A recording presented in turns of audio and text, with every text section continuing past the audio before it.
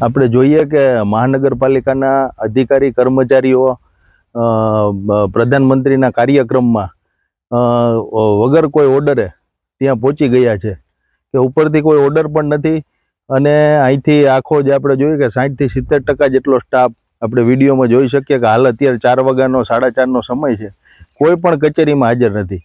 અને લોકોને આપણે જોઈએ કે કેવી પરિસ્થિતિમાં મૂકી દીધા છે જૂનાગઢમાં, કે ચારે બાજુ ગમે ત્યારે વરસાદ પડે એમ છે, ચારે બાજુ ખોદકામ ચાલી રહ્યા છે અને ગમે ત્યારે વરસાદ થાય તો ભયંકર પરિસ્થિતિ થાય. 4 દિવસથી આપણે જોઈએ કે 2 દિવસની રજા હતી, 4 દિવસ મિની 2 દિવસ બીજા જે સોમ મંગળમાં ગયા છે, તો મિની વેકેશન જેવો માહોલ છે અને વીવીઆઈપી સુવિધાઓ ત્યાં ભોગવી રહ્યા છે. ભોજન લઈ રહ્યા, ફોટોગ્રાફમાં પણ જોઈ શકીએ છીએ.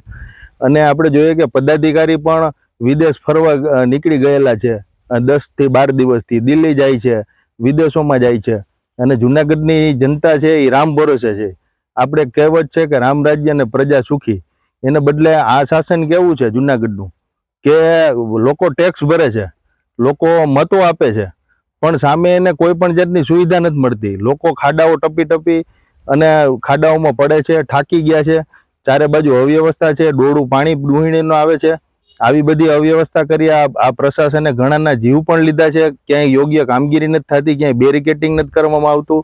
આપણે જોઈએ કે હમણાં 2 થી 3 ઘટનાઓમાં અલગ અલગ મૃત્યુ થયા હતા.